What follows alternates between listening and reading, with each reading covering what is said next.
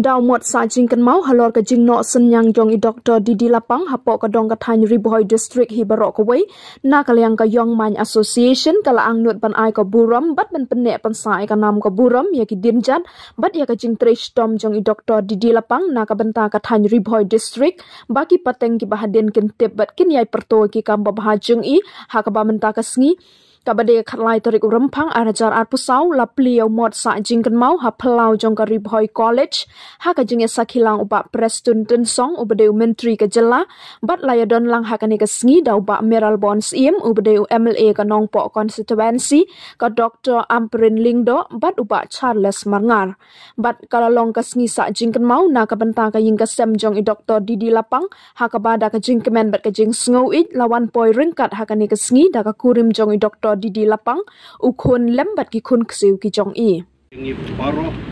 bandem no bandon hakane ke jaka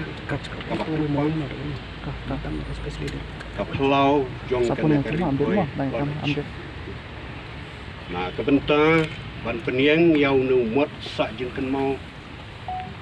jong i Dr. Didi Lapang syakri uba koridor ujong me uba malakot syakana ka kam jong ka jing syakri banlong unang yang lambat unang sensyar hakana ka jela Meghalaya Parokaway bat kam kerpang ya kana ka them Ribohoi ni aingu namar ka jing start ka ba memala ai haunu syakri uba rit ujong me melai ya iba yangi kum kekenhun yong main bat kum upat ba jong gedong Ribohoi baro kawai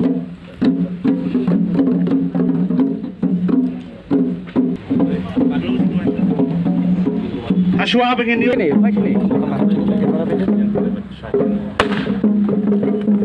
so how ya kafti play sibon sa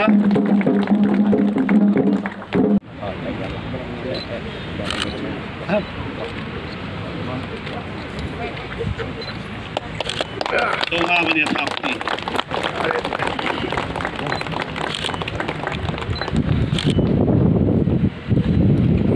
kulay sibon mahe kulay sibonnya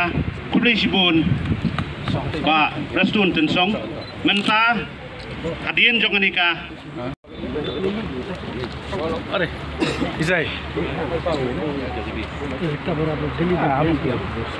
don gini yo ban le sakai saho Yo main, ada azra.